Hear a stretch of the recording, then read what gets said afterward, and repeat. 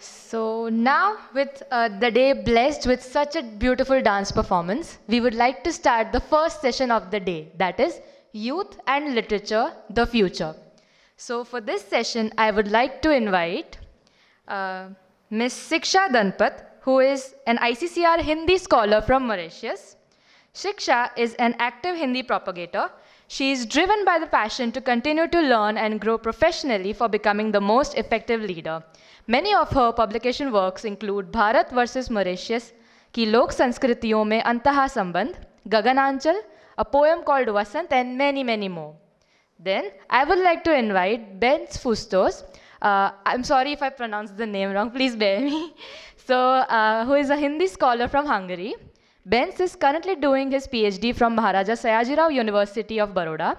He has done his MA in Indian Studies and he has also taught Hindi language at the Department of Indian Studies, ELTE University, Hungary. He has participated in many conferences of Hindi language and literature and presented papers on Indian culture as well. Then I would like to invite Ms. Tabassum Fabia, who is an ICCR scholar from Bangladesh. Tabassum is an ICCR scholar driven by her passion and academic excellence. She aims to leverage her leadership skills to pursue a bachelor's degree in biological science. Her ultimate goal is to contribute to groundbreaking research and innovative solutions in biomedical science. She has authored articles at Pratham, I'm sorry, please bear my pronunciation, Pratham Alo Bondhu Shava online portal, and is now building an educational opportunities platform, Academic Opportuna. She has received the badge of Climate Action Hero as a funded delegate at the Youth Camp 2024 Maldives. Speakers, you can start sitting for the session. And I would like to invite Zaina Rafique, who is going to be moderating the session. She is the literary enthusiast.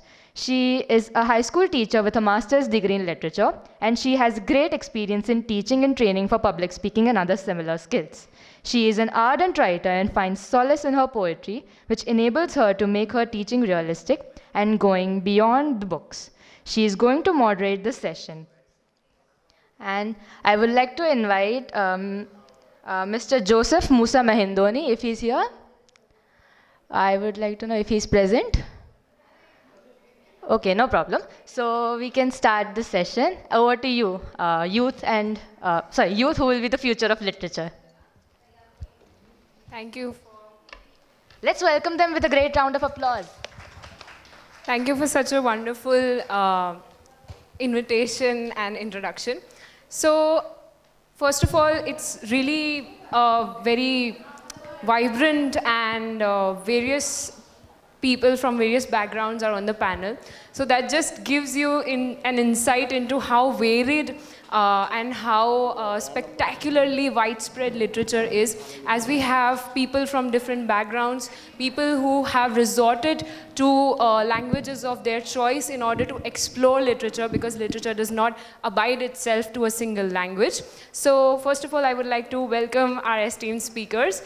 Since our topic for the discussion is youth and literature, the future, as in how do we connect these two? So my first question to the speakers would be, how do you think literature has and still continues to influence youth, and what potential does it offer to young minds?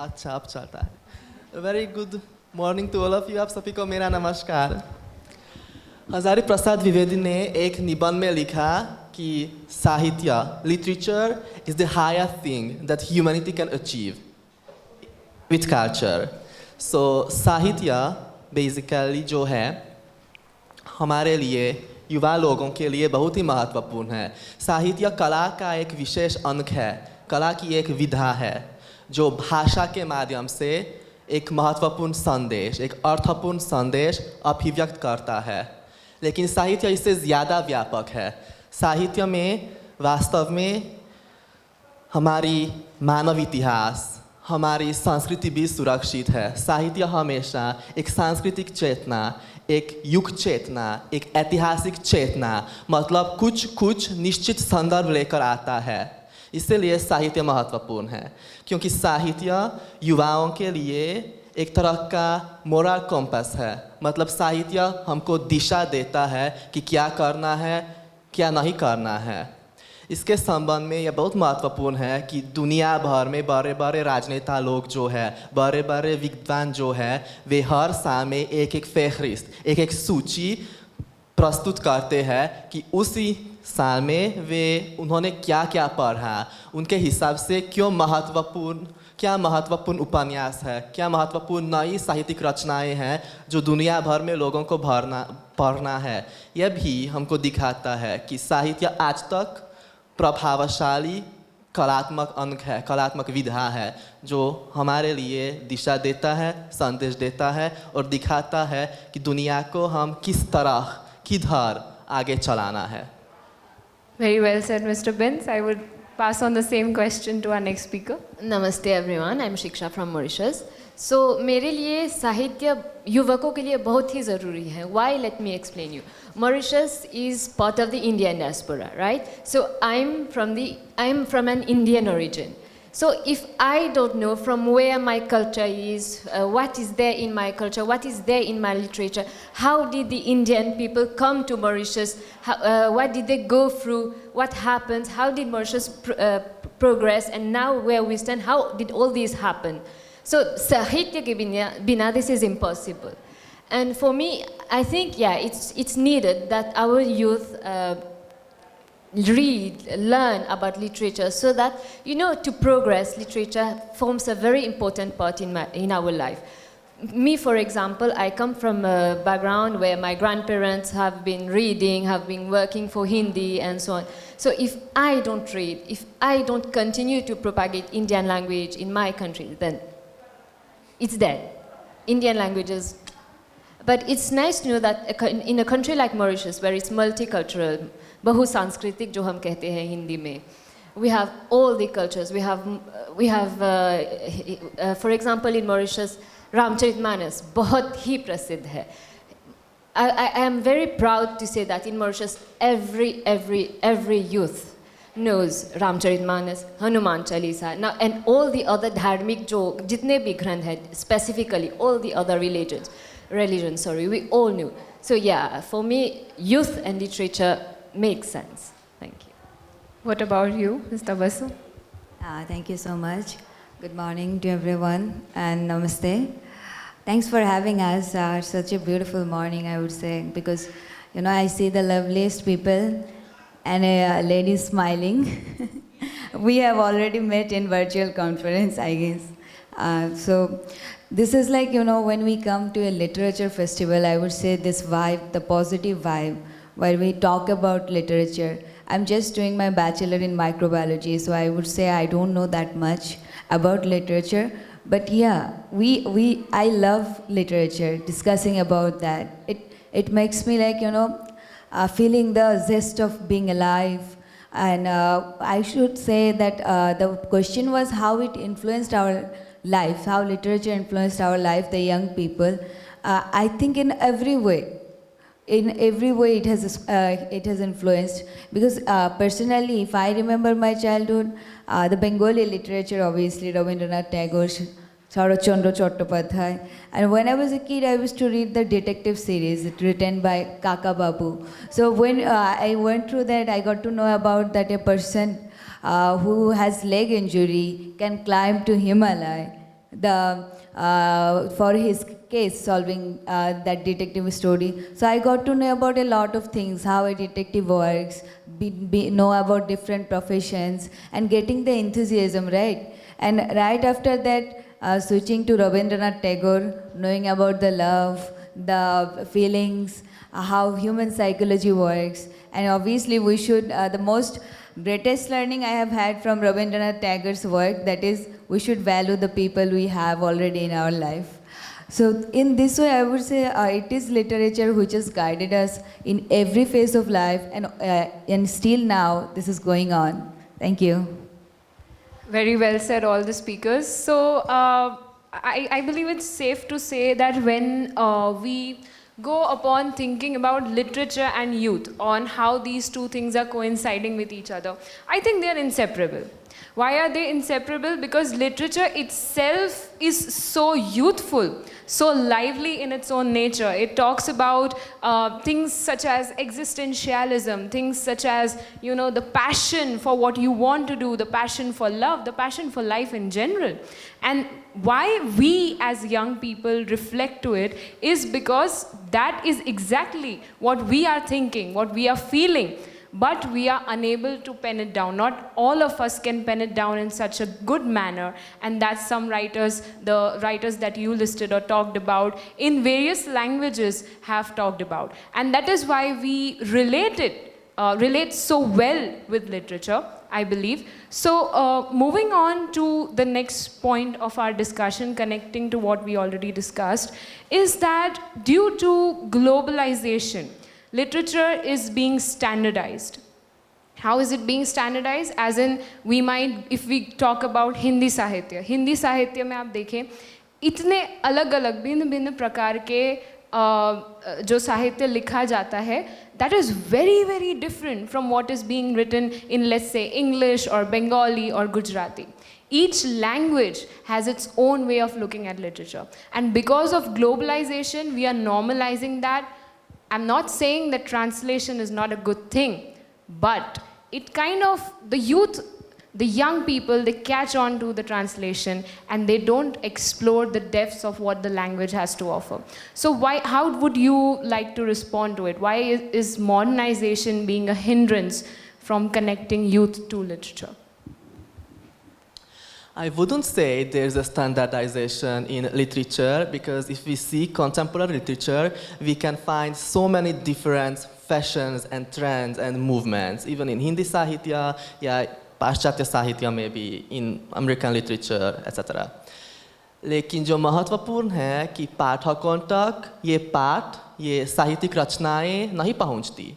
पाठकों तक आजकल, जैसे आपने कहा, अंग्रेजी मतलब English language के माध्यम से बहुत सारे पाठ पहुंचते हैं. ये अच्छे हैं या बुरे हैं, मेरा काम नहीं है कि इस पर फैसला करूं.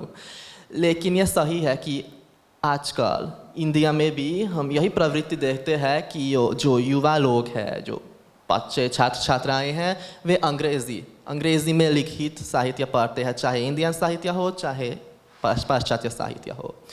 So there are so many trends in contemporary literature, and there are really good writers with very important messages to the youngsters. Even in my country, in Hungarian literature, there is a new movement which is about village life, folklore, and modern life, modernization. I mean, it's a kind of mixture, एक सम्मिश्रण है आधुनिक और पारंपरिक जीवन का, जो साहित्य में प्रतिबिंबित है.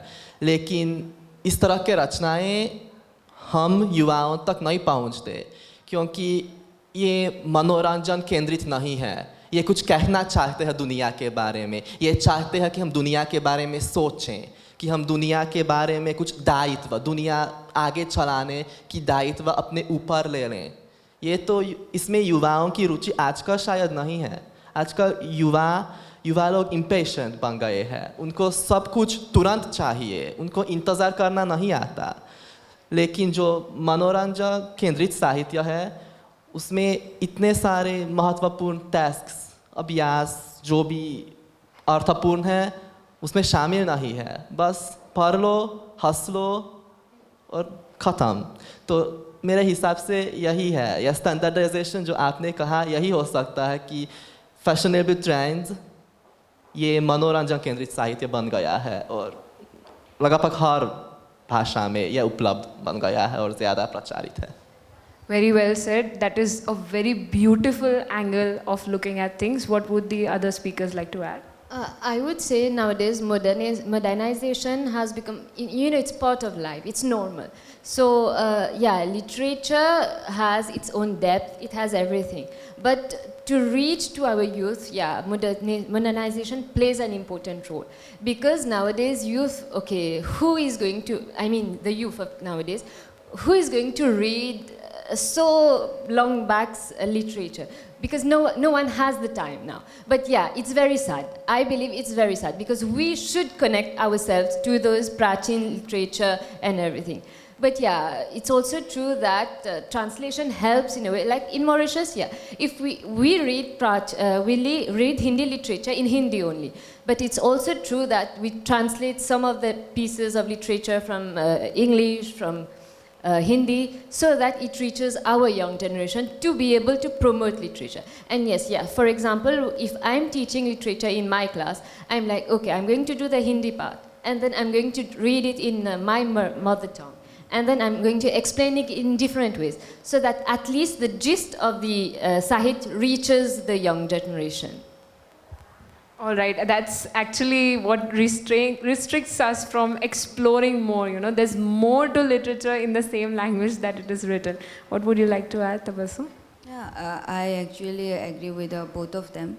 The first reason he said, what I could understand, is that we don't have that much time. We're going for the Instagram reels and social media, exploring that kind of things. So I would like to add that when we were a kid, in my childhood, we used to, we have newspaper in our house.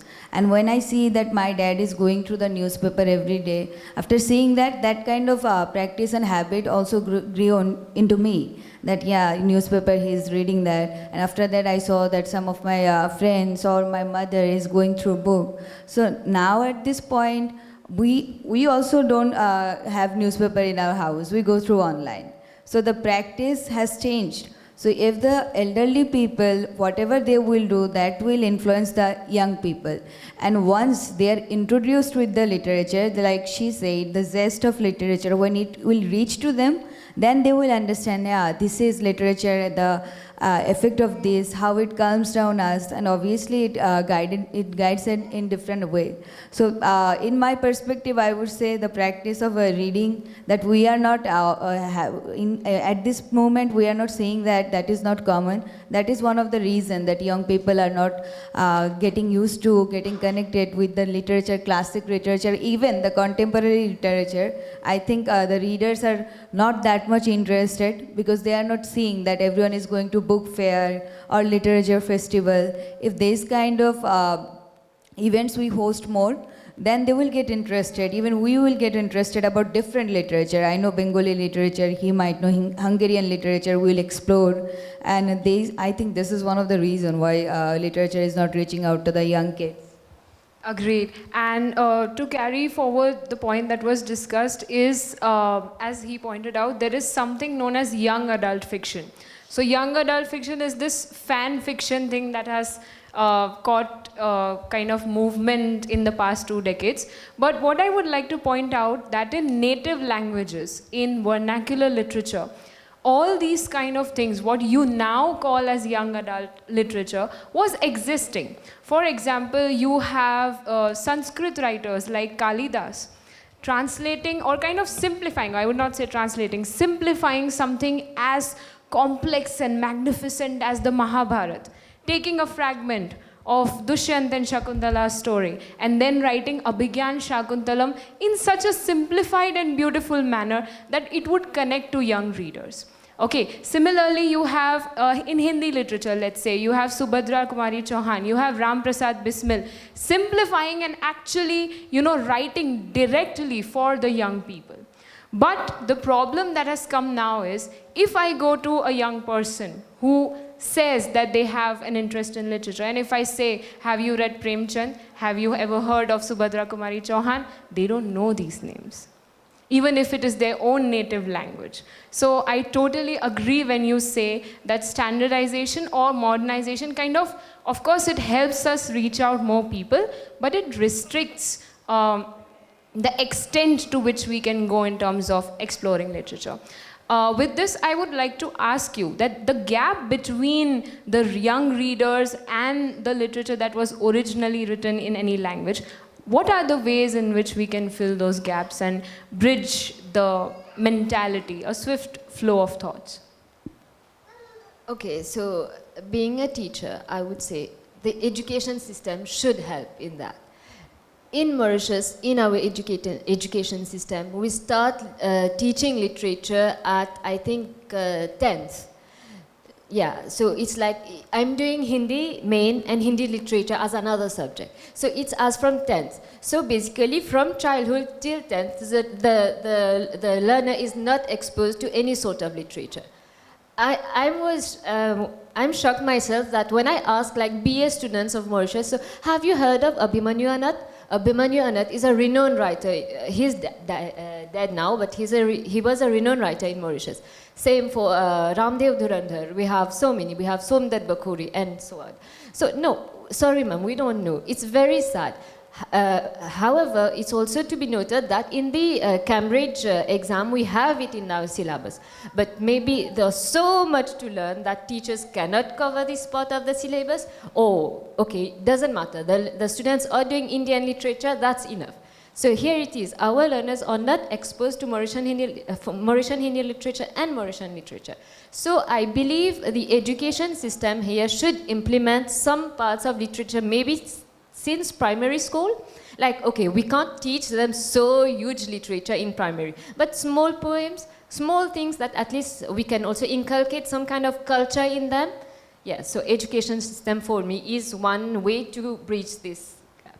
All right, what other methods or strategies would you suggest that compels young people to go towards, local or I would say native literature?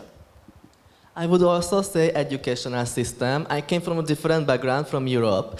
हमारे यहाँ शिक्षा प्रणाली ऐसी है कि साहित्य एक compulsory subject है पूरे 12 साल के लिए, मतलब 12 क्लासेस तक हमको पढ़ना है, कोई विकल्प नहीं है. उसके बाद मैच्योरिटी एग्जामिनेशन में भी साहित्य आता है. हमारे यहाँ न केवल हंगेरियन साहित्य बल्कि यूरोपियन अमेरिकन साहित्य भी पढ़ाया जाता है. How can we expect that young children understand ancient Greek dramas and War and Peace or Anna Karenina by Tolstoy? Actually, in Hungary, when we are 14 साल के हैं, हमको प्राचीन यूनानी ancient Greek dramas पढ़ना है, समझना है, समझाना है. We have not enough life experiences. Actually, we don't know anything about the world at that time. We are in school to learn and understand the world. Why? Why should we understand Prachin Yunani, ancient Greek dramas at that early age of our life? So, in my opinion, it's a very sad thing that we have to understand these high literatures at a very young age. However, we also have contemporary literature session at our schedule, at our syllabus, but we don't have to read about that because there's a huge amount of text we have to read during school. It's a huge period of literature we have to understand, and during the mature examination, contemporary literature, समकालीन साहित्य उसमें शामिल नहीं होता क्योंकि समय नहीं है तो हम skip कर सकते हैं, वे नहीं पूछेंगे. So it's a very, very huge and difficult part that syllabus is so huge, so long, we don't have enough time. जो रोचक हो सकता है, जो हमारे समझ में आसान से आ सकता है क्योंकि हमारा साहित्य है, हमारे युग का साहित्य है, उसके लिए समय नहीं है तो हम नहीं पढ़ेंगे. लेकिन प्राचीन का ज़्यादा महत्वपूर्ण है. हाँ, आदर्श तो है उसमें, सीख तो है उसमें, लेकिन समकालीन साहित्य, समकालीन समाज के बारे में भी सीखाना चाहिए. तो मैं भी एजुकेशनल सिस्टम को थोड़ा सा ब्लेम करूँगा. I totally understand. Teaching teenagers literature is not as easy thing as something I have recently explored because their attention span is very small and you have things that are not relevant to their level of understanding. So मैं आपकी बात से totally सहमत हूँ. What would you like to add to the discussion, Tabassum?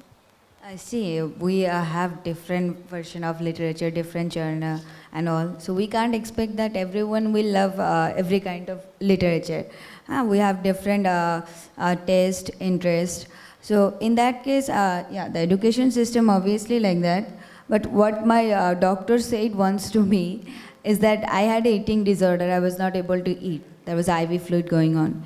He said that when you can't eat, at the first time you can eat 1 spoon. After that, 2 spoons, then 3 spoons. And after some time, you will be able to have a full meal. Yeah, I think this theory also work on that. So, if the education system in the primary background, like, see, the situation, the solution is in front of us today because she said that we don't have a literature curriculum. Yes, and the second speaker said that they have a literature curriculum like in this way. Then we are having the solution right now that we should get some idea from the Hungarian educational system, and then we should implement this in our own way. So when they will reach out to the literature, ki thoda thoda they exposure if they have. After that, the existentialism, everyone will have pick a particular field, and then they will stick to it. So that's how we can actually getting young people, attach them with literature. And the other thing they have already mentioned, the educational system also. We, the people, we are here right now, we should also share our experiences, what our likings and dislikings are. Thank you. Very well said. One more thing to add is, first of all, it will be really difficult to convince the education system that literature still has some kind of relevance for young people, because it has been proclaimed or believed, especially in India, the youth feels that literature is something that is far-fetched, and for old people, people who have, as she said, you know, something very massive existentialism going on in their life. So we will have to bring it down to a level where it is acceptable, and I believe then we can take it to the next step, as in how do we implement and how do we simplify it. Now, there are a lot of writers who wish to write in their own native languages, or let's say English, but most of them are compelled to either write in English or write something that is sellable, so as to say. Write something that sells. That is what people believe these days. And that restricts them, especially young writers, that restricts them to explore their own minds. As in, they don't even know what they want to write, but they will force themselves almost to write something that sells, or the people that their age would like to read. So do you have any advice for those contemporary writers that don't want to delve into the mainstream or capitalized version of literature, but actually explore on things that they should be? In my opinion, the most important thing is that these writers should find the common language with the youngsters. क्योंकि हम देखते हैं कि generation gap है, generations के बीच एक अंतर्विरोध है, जो एक जनरेशन दुनिया के बारे में सोचती है, दूसरी जनरेशन कुछ अलग सोचती है. हम इससे कुछ नहीं कर सकते. बट राइटर्स जो युवा लोगों के लिए लिखते हैं, उनके बीच संभवतः कुछ गैप तो होना ही चाहिए या होगा. So they have to find the common language. It could be सरल भाषा, it could be a common topic which is in the interest of the youngsters and the writers, because the writers write because they can say something about the world, something about their life to the younger generation, for example. So I think the language and the topic would be very crucial. I would agree with Bence here, and I would also add that we should encourage youngsters to write in their native language, in their language. Now that, okay, if, let's say for example, if English is the language that everywhere, it's understood everywhere in the world, for example, doesn't mean that we should restrict ourselves to write only in English. I can think in Creole, my mother tongue is Creole, so then why can't I write in Creole? I should be encouraged to write in my mother language. Also, nowadays, instead we have kahani, kavita, and so on, right? So nowadays, I can see it's very common in youngsters that they have started writing slam cap. So why not encourage such types of literature so that our youngsters also, they get in this field of literature? So yeah. I totally agree with both of them, but I would also second that literature first. They should. We should encourage them learning in their native language, because I'm a Bengali. Bengali literature is means really different rather than other literature. I would say the depth of Bengali literature that influenced me a lot.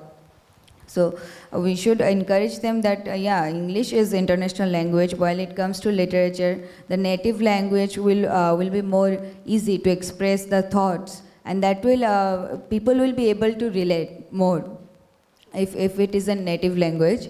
And also, it is, as I am a student of microbiology right now, I don't think so I have that much experience to give advice. They are already, she's already a faculty. It's an honor to sit beside them and honor to sit in front of you. But when I was in school, in the introduction, they mentioned Prothom Alu. Prothom Alu is the newspaper, Bengali newspaper. So I got the chance to learn from the best, Anisul Haq sir, Jafar Iqbal sir. They are the, currently, we are the most popular and most influential writers we have. So what he always suggests is us that if you want to write, first you have to read, read, and read. So the advice will be to me and also to the people is that if you want to be a writer, you have to read first. Going through, he was saying if you want to do a poetry, memorize 100 poetry, then you will understand the rhythm of poetry. And also, yeah, I shifted to microbiology, then I started writing on science fictions. So to write a science fiction, we have to go through the science fiction story. So along with their point, I'm adding that one needs to read a lot to become a good writer. Agreed, totally agreed. Connecting the points that you people shared, I would like to give my example. So I like to read a lot of things written in Urdu. So I would listen to Urdu poetry. And somehow I find myself writing better and expressing better in Urdu than English. But the problem is that when I share those pieces of writings with people around me, young people around me, the response that I get is, could you simplify this for us to understand? So I find myself sharing my pieces of writing with people who are way elder to me because it has reached somehow their level of interest. So I agree that language simplification and complexity of language is very, very crucial, as Mr. Bence pointed out. And I would also agree with the other panelists that it does affect what you are writing. It should not affect your spirit to write, as you pointed out, but you should keep in mind the other aspects of how it would be perceived. Here I would like to add something. You know, to reach out to literature, language is very important. So if our youngsters are not exposed to language, then how are they going to reach out to literature? So yeah, teaching language, learning language since very, very young age, be it our mother tongue, be it another language, is very important for youth, for youngsters, for children, for everyone. So yeah. All right, thank you. Any closing opinion or 2 cents that you would like to add to the discussion? Read, read, and read. Very well said. It's like, as some of the writers pointed out, unless you don't read, you're not truly living because you're not writing, you're not expressing, you're not feeling the things that are not seen or visible.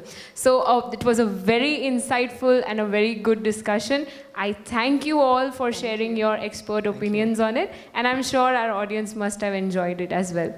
All right, thank you so much, everyone. Thank you so much. Thank you. Such an intriguing session it was. I listened to it and it made me think. Right. So now I would like to invite Professor Deeman and Ms. Jyoti Jha to present the mementos to our guests and speakers.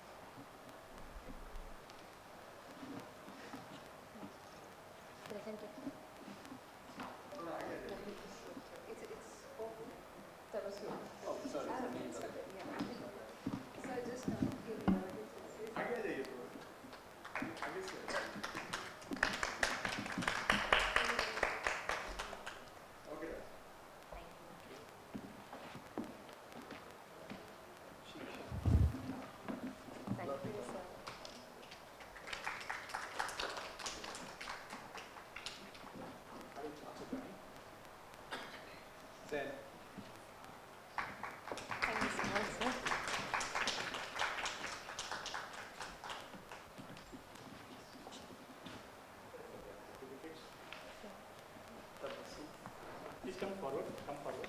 Yeah. Zaina, please come.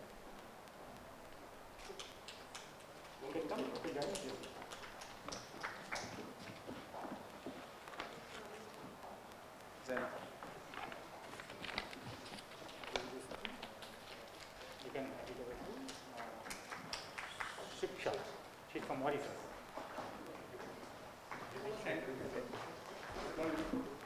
All of you can come forward, please. I think we got yesterday. He can do sessions. Please come forward. Come forward, yes. Come forward, everybody, yes. You can have some photographs. This side, move this side.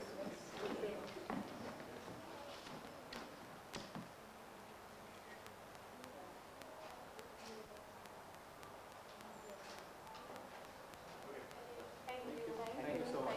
Thank you for doing so, thank you so much for being here and